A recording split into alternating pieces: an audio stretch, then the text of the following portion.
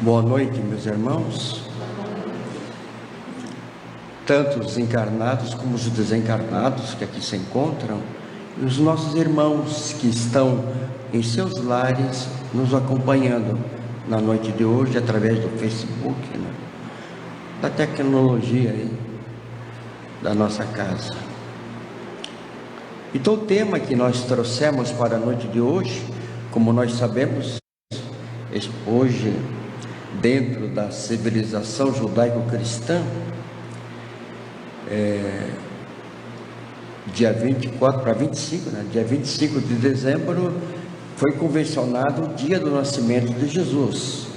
E através de pesquisa nós sabemos que não foi nessa data, que nasceu Jesus, mas nesse momento, nesse dia, todos os cristãos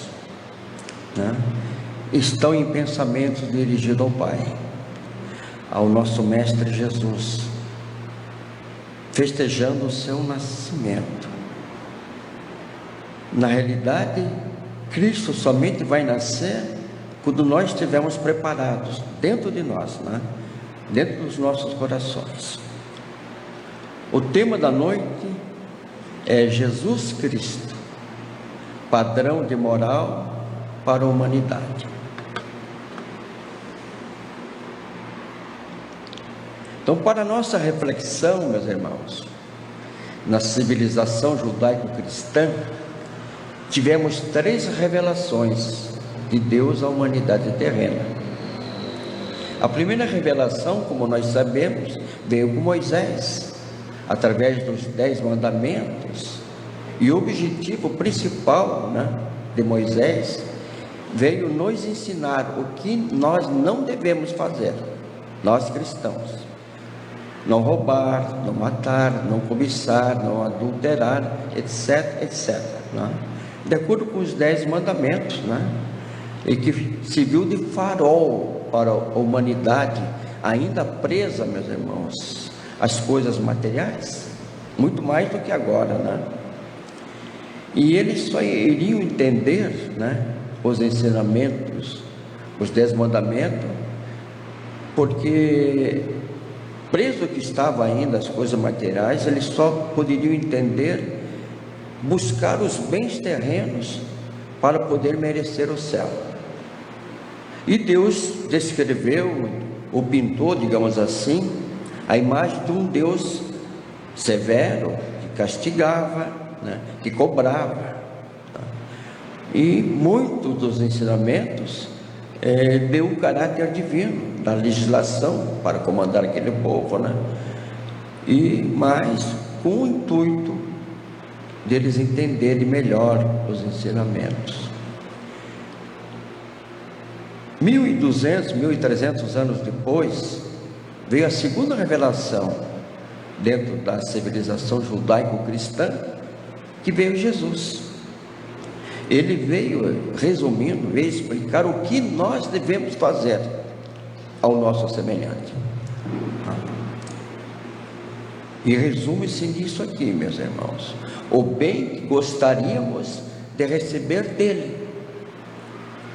Isso que veio trazer Jesus, e nos deu a ideia, nos mostrou um Deus amor, um Deus que nós não deveríamos ficar, digamos assim, temê-lo, mas amá-lo. E disse assim: dos 10 mandamentos, guarde apenas 2: amar a Deus sobre todas as coisas e o próximo como a si mesmo. E foi através de Jesus que nós, já amadurecidos no tempo e no espaço, já entendi, foi nos dado a revelação que a vida, ela, tanto aqui na dimensão física, ela se realiza, como na dimensão espiritual, e que lá é a nossa verdadeira origem, digamos assim. E depois, mais tarde, veio a terceira revelação,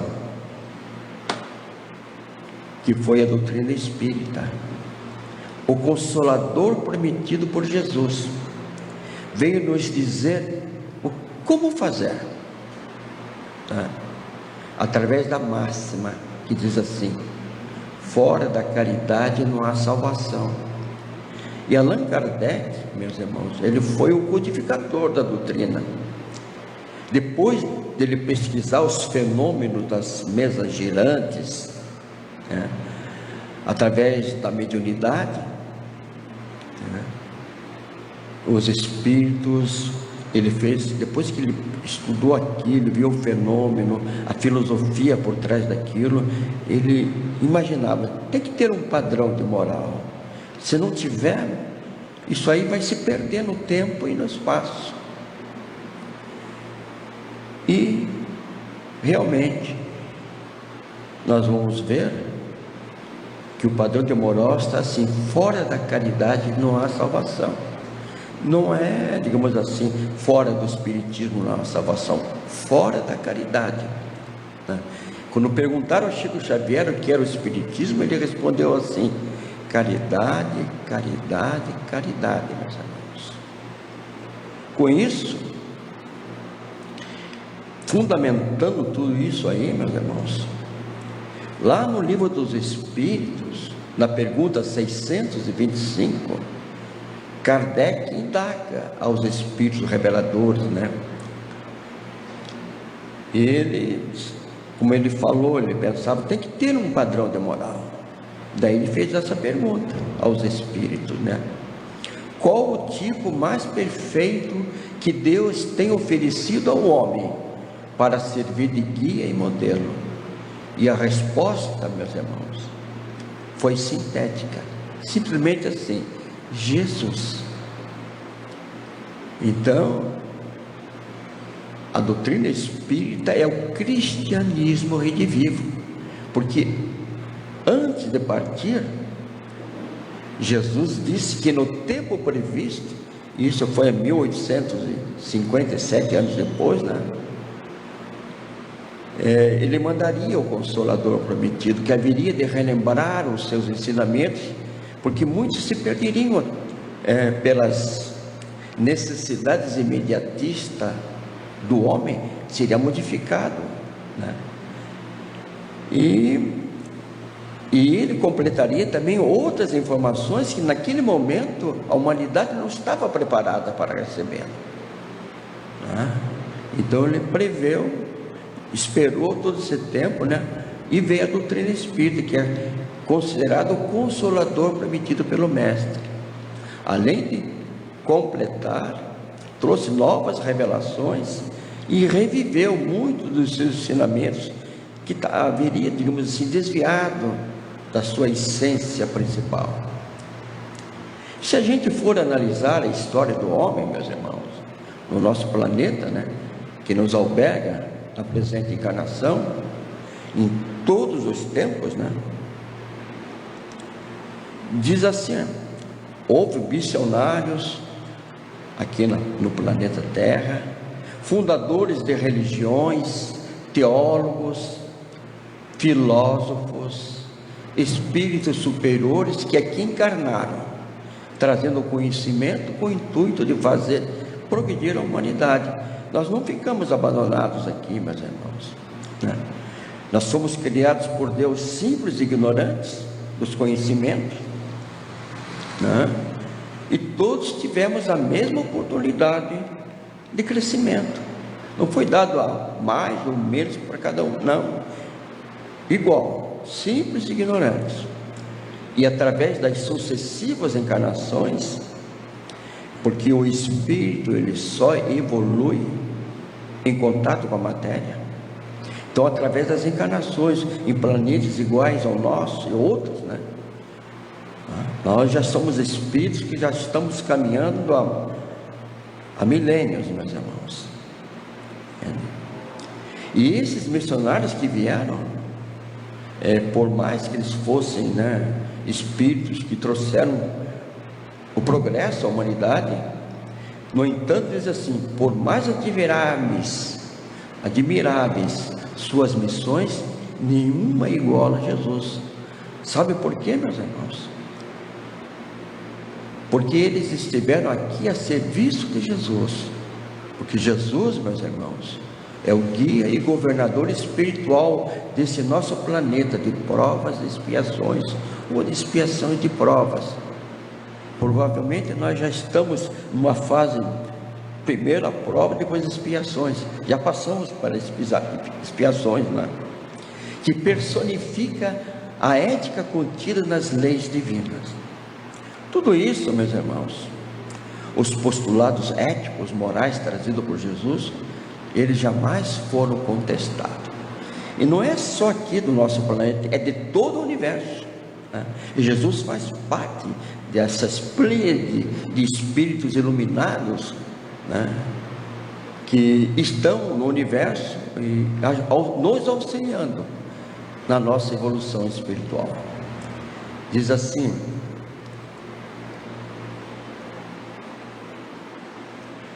quando Jesus veio ao mundo, regido pelas leis mosaicas, foi para mostrar àquele povo que as leis divinas não estavam contidas nos textos manipulados pelos escribas, fariseus e outros aproveitadores, que apresentavam verdades distorcidas ou incompreendidas pelos mais simples, né? Então ele já veio aqui, já fez, digamos assim, uma reciclagem dos ensinamentos de Moisés, né? E deixou, né, mais as informações divinas com mais substância à humanidade. Como é que ele fez isso, né? Ele fez através das parábolas, mas com tudo isso, né, na linguagem bíblica, diz assim: sal da terra e luz do mundo. Jesus, né? Deus, nosso Pai.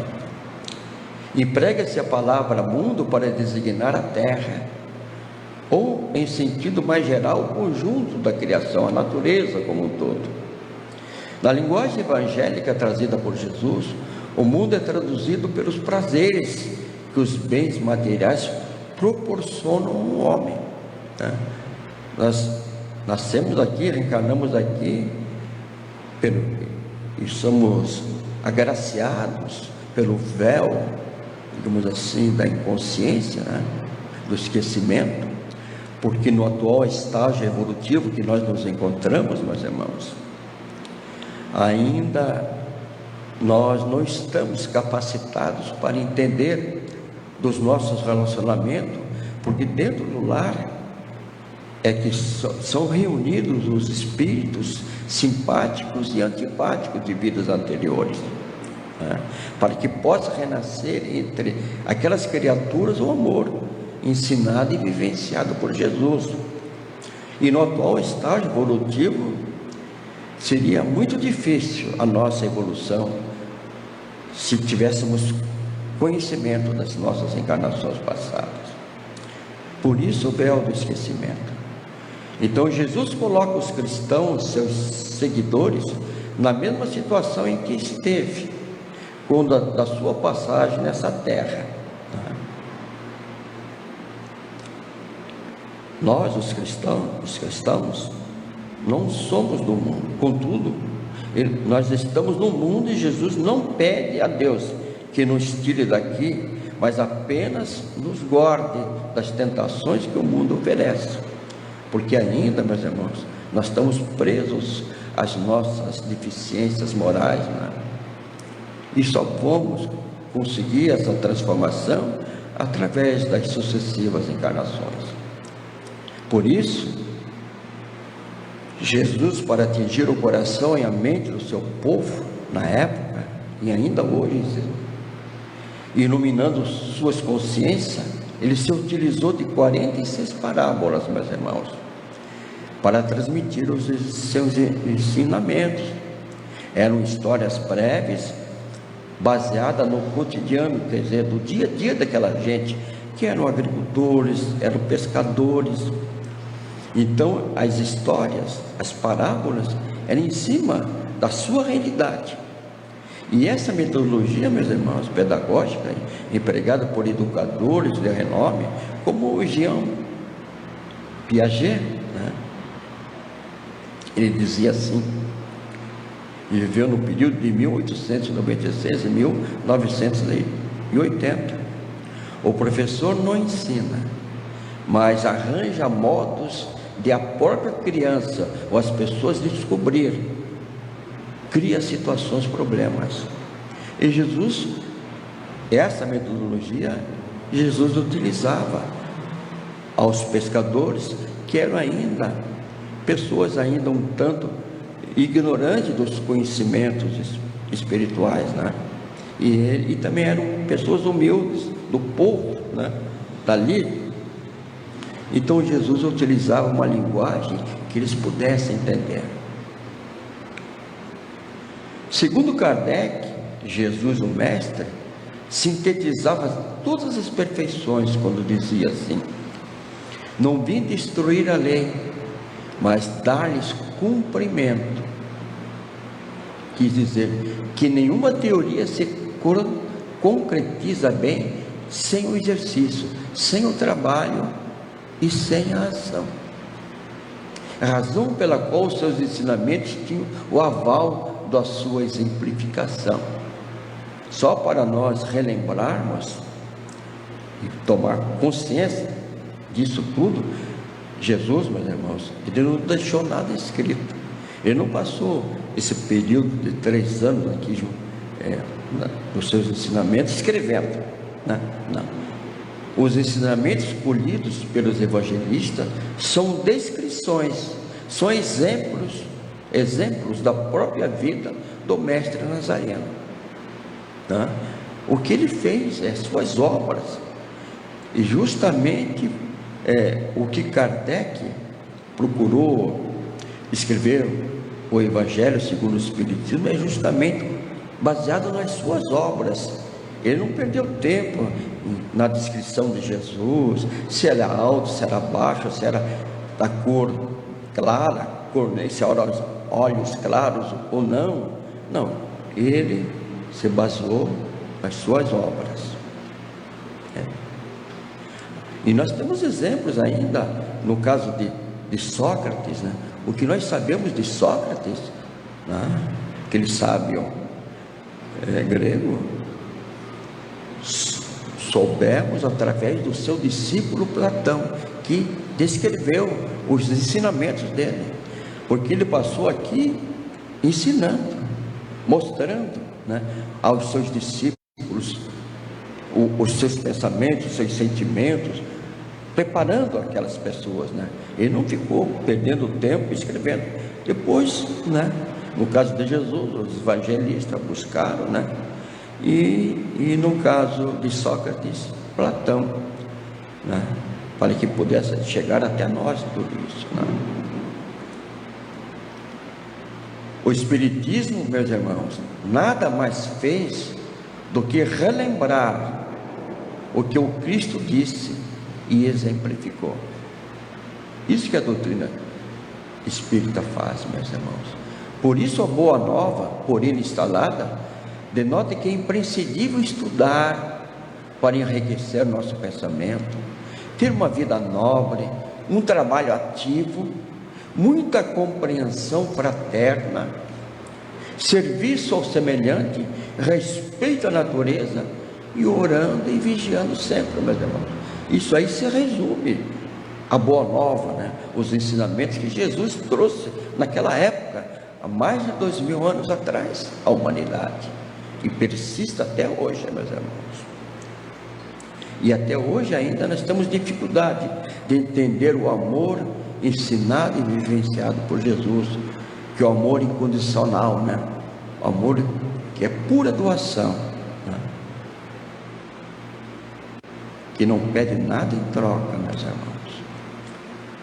Lá no Evangelho segundo o Espiritismo, Kardec esclarece o papel de Jesus. Ele diz assim: Jesus não foi simplesmente de um legislador moralista, sem outra autoridade além da sua palavra. Ele veio cumprir as profecias que haviam anunciado a sua vinda, e sua autoridade provinha da natureza do seu excepcional espírito e da sua missão divina.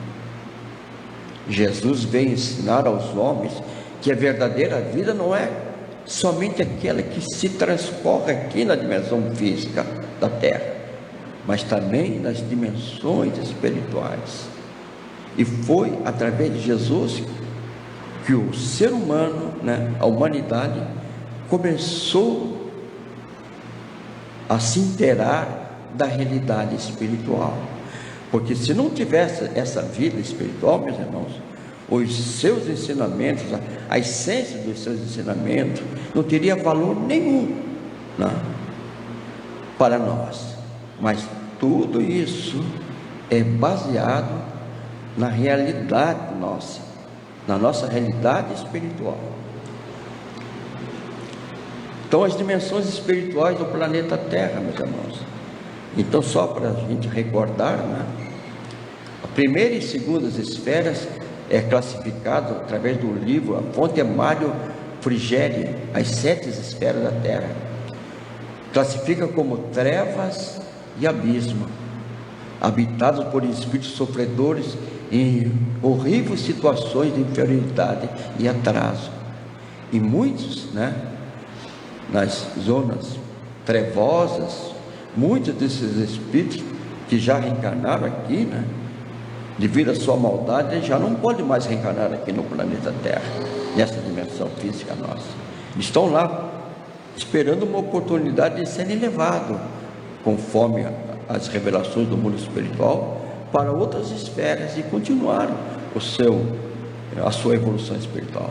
A terceira esfera é a crosta terrestre, habitada pela humanidade encarnada, todos nós aqui, que nós somos, que é contígua a crosta terrestre, são as zonas umbralinas. E uma dessas zonas umbralinas, mais finas, como diz assim, é que está localizado o nosso lar e outras colônias espirituais que existem. Nós desencarnamos e nós vamos para essas zonas umbralinas, de acordo com as nossas necessidades evolutivas. A quinta esfera da arte é a esfera da arte, da cultura e ciência, que são os espíritos mais ligados à arte, à cultura e à ciência, que lá se reúnem. A sexta esfera é a do amor universal. Do amor universal, são os espíritos mais evoluídos, aqui na dimensão da Terra. E a sétima esfera, meus irmãos, é a esfera diretora do planeta, aqui dirige o nosso planeta aqui, tendo Jesus como governador, não está a esmo. Tudo que está acontecendo aqui são situações necessárias para o nosso aprendizado. Se estamos passando por isso tudo, e iremos passar ainda mais um tempo, é para a nossa evolução, para o nosso progresso espiritual. Aqui nós temos as cenas do filme Nosso Lar, Quem leu o livro e quem assistiu o filme,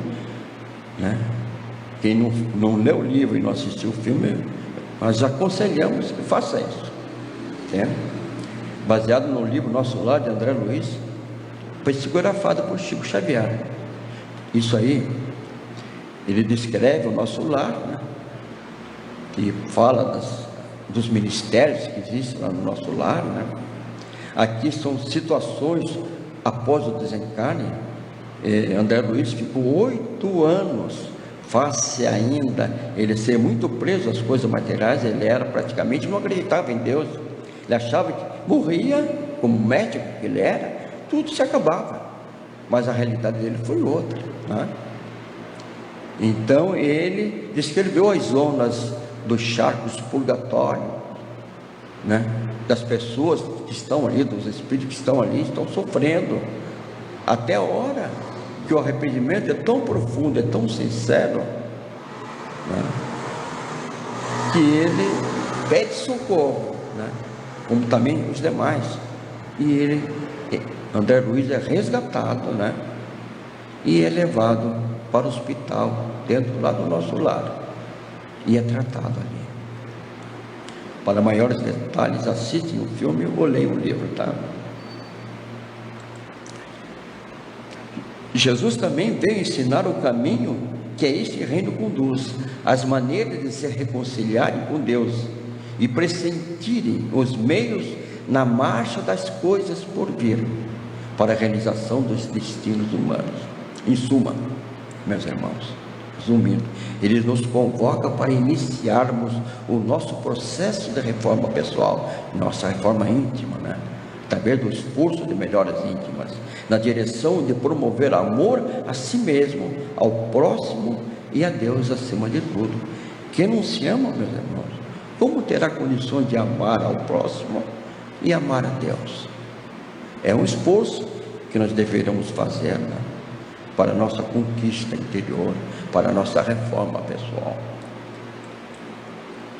Após o Calvário, meus irmãos, Jesus não se refugiou nas regiões siderais, ficou aqui conosco, com nossas dificuldades e misérias humanas. Ele é o nosso governador espiritual, que está a caminho de esse nosso planeta, que está a caminho de ser um mundo de regeneração, como nós sabemos, estamos no período de transição planetária, Lembrando-se, queridos irmãos, que já estamos vivenciando o terceiro período de implantação da doutrina espírita aqui na Terra. Por isso, queridos irmãos, acima de tudo está Jesus Cristo, nossa esperança. E dos três períodos de desenvolvimento do Espiritismo, que foi, digamos assim, uma das perguntas que foi feita, que Kardec fez aos Espíritos, eles responderam, que o Espiritismo seria de conhecimento da humanidade entre 2 a 3 gerações. Isso e cada geração, se for de 70 anos, como é, uma geração, então daria 3 períodos de 70 anos. Então, o primeiro período, de 1857 a 1927, constatação de que é a doutrina dos Espíritos, que o Espiritismo é doutrina dos Espíritos. Kardec foi o codificador, que nos tornou possível, pela sua didática e pela sua pesquisa metodológica, nos ensinar, fazendo-nos compreender, todos nós, a doutrina dos Espíritos. O segundo período, de 1928 a 1927, difusão da doutrina espírita através dos centros espíritas. Então, começou com o primeiro centro espírita, que foi lá que Kardec fundou em Paris, lá na França. E depois, digamos assim, no Brasil, a pátria do Cruzeiro, é que o Espiritismo, o cristianismo e o Espiritismo teve sua ascensão. Então, está sendo difundido através dos centros espíritas, que o centro espírita, meus irmãos, é um centro avançado da espiritualidade aqui na dimensão física. E o terceiro período que nós estamos vivenciando agora, meus irmãos, de 1997 a 2067, que é a maioridade da doutrina, que segundo Bezerra de Menezes, no livro Atitude de Amor, já é tempo de nós termos atitude. Nós já temos o conhecimento, esse conhecimento está aqui e agora ele tem que vir para cá. Nós temos que pôr em prática. Já se passaram mais de 2.200 anos desde o advento do Cristo. Está na época de nós substituirmos na moeda dos nossos relacionamentos sociais a efígie de César, que era dos bens perecíveis, dos bens imediatistas, pela efígie do Cristo, que é do amor incondicional, do amor que não pede nada em troca, do amor que é só doação, meus irmãos. E nesse momento de pandemia, Paulo, em Coríntios 2, nos diz assim: em tudo somos atribulados, mas não angustiados, perplexos, mas não desanimados. Meus irmãos, vivemos momentos decisivos da transformação moral, da renovação íntima e da escolha dos valores espirituais. É quando Jesus nos chama para o serviço da redenção de nós mesmos e dos nossos semelhantes, atravessando o período de despedida gradativa do orbe de expiação e provas para o orbe de regeneração, como trabalhadores da última hora, nós espíritos, meus irmãos, e toda a humanidade, né, que segue os ensinamentos do amor ensinado e vivenciado por Jesus, por maiores dificuldades que se apresentam no momento, ou no nosso caso, toda a humanidade aí, todo o planeta está envolvido nessa pandemia do Covid-19, né? Lógico, isso aí veio para nos alertar, para nos mostrar que, acima de tudo, nós temos que amar, né? Amar todos os nossos irmãos. Diz assim, que tenhamos olhos de ver a verdade e compreendermos que a terra, a nossa mãe Gaia, né, é a escola de iluminação, o hospital de reabilitação, a morada de trabalho e de libertação de nós espíritos, rumo a Deus, nosso Pai de infinita bondade e justiça. Nosso objetivo aqui no planeta Terra, independente das religiões, é ir a Deus. Todos nós somos filhos pródigos. Nós estamos fazendo o nosso caminho de volta. Já passamos, já erramos, já fizemos tantas coisas nessa nossa caminhada, e agora, nesse estágio que nós nos encontramos, meus irmãos, nós estamos voltando a Deus. Saímos simples e ignorantes, estamos voltando a Ele com o conhecimento, com a sabedoria e o amor. Com tudo isso, queridos irmãos, Jesus sempre será o Cristo Consolador, que na forma do Espiritismo diz assim: Jesus veio, vos fará lembrar de tudo que eu vos tenho dito, né? Por isso Jesus foi, é e sempre será o guia modelo da humanidade, meus irmãos. E encerrando e agradecendo também por esse momento de atenções, tem um poema que eu sempre gosto de recordar, que fala sobre bondade e amor. E nesse momento em que as famílias se reúnem, né, em seus lares, para festejar, muitas vezes, como já disseram, as pessoas se lembram do velhinho, né, do Papai Noel, em todas as civilizações é lembrado muito mais do que Jesus, né? Mas justamente para nós entendermos a superioridade espiritual de Jesus, achei interessante esse poema aqui. Diz assim: bondade e amor. Quem é bom, doa para quem vive. Quem ama, vive para doar.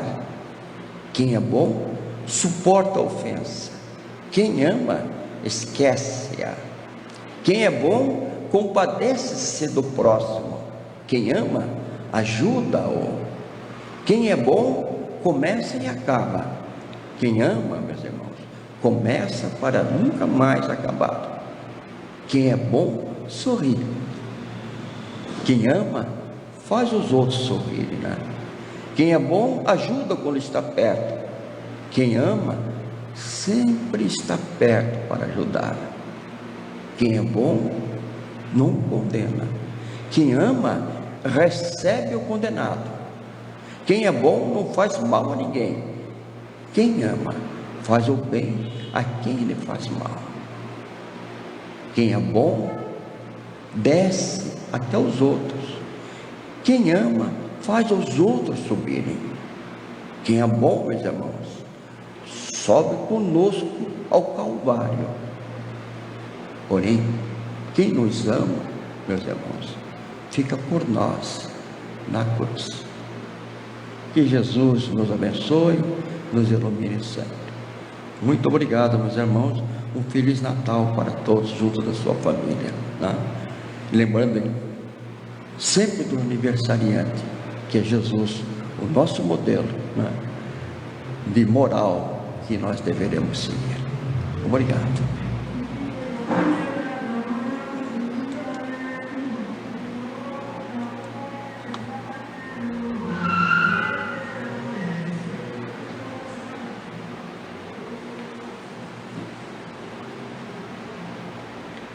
Queridos irmãos de caminhada, só temos a agradecer a Deus, nosso Pai, Jesus, nosso Mestre, aos guias e mentores da nossa casa, por essa noite de bênçãos, pelo esclarecimento e ensinamento trazido na noite de hoje. Agradecer ao Claudinei por ter trazido de forma tão didática, tão clara e tão doce esses ensinamentos para nós, mas sempre nos convidando a aprofundarmos esses conhecimentos. Vamos aos livros, vamos buscar o esclarecimento e, o mais importante, pô-los em prática no dia a dia. Que Deus esteja sempre em nossos pensamentos.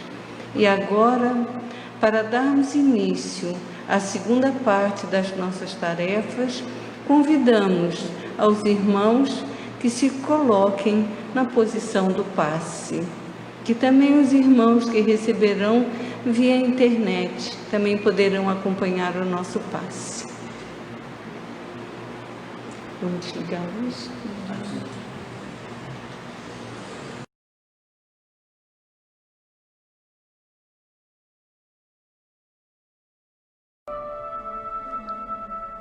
Queridos irmãos, o que seria o passe? O passe tem a finalidade de auxiliar a recuperação das nossas energias físicas, mentais e espirituais. Durante o passe, há troca de energias físicas, mentais e espirituais, guiadas pelo sentimento do amor, trazendo equilíbrio dos pensamentos e das emoções, restabelecendo a nossa harmonia interior. Nesse instante, queridos irmãos, vamos daqui e dos nossos lares fechar os nossos olhos, respirar lenta e profundamente, esquecendo-nos de tudo o que se passou conosco neste dia, nossas preocupações, nossas atribulações, colocando tudo nas mãos de Jesus e de Deus. Vamos sentir em nós a presença serena de Deus, nosso Pai, e de Jesus, nosso irmão maior, sentindo jorrar da fonte divina os fluidos balsâmicos sobre nossos corpos físicos e espirituais, dissipando todos os fluidos deletérios do nosso organismo, auxiliando-nos na recuperação física, mental e espiritual. Pedimos, ajuda-nos, Pai amantíssimo, dando-nos forças neste momento para superarmos as dificuldades pelas quais estamos passando, com eventos catastróficos e pandêmicos assolando a humanidade. Lembrando-nos das palavras do apóstolo Paulo, no sentido de que em tudo somos atribulados, mas não angustiados, pois vivemos momentos decisivos de transformação moral, renovação íntima e de escolha dos valores espirituais. É quando Jesus nos chama para o serviço da redenção de nós mesmos e dos nossos semelhantes, que compreendemos que a Terra, a Mãe Gaia, a escola de iluminação, o hospital de reabilitação, é a nossa morada de trabalho e de libertação. Nós, espíritos, rumo a Deus, nosso Pai, de infinita bondade e justiça. Que assim seja. Pai nosso que estás nos céus, santificado seja o vosso nome. Venha a nós o vosso reino e seja feita a vossa vontade, assim na terra como no céu. O pão nosso de cada dia nos dai hoje. Perdoai as nossas dívidas, assim como nós perdoamos os nossos devedores. E não nos deixeis cair em tentação, mas livra-nos de todo o mal. Que assim seja.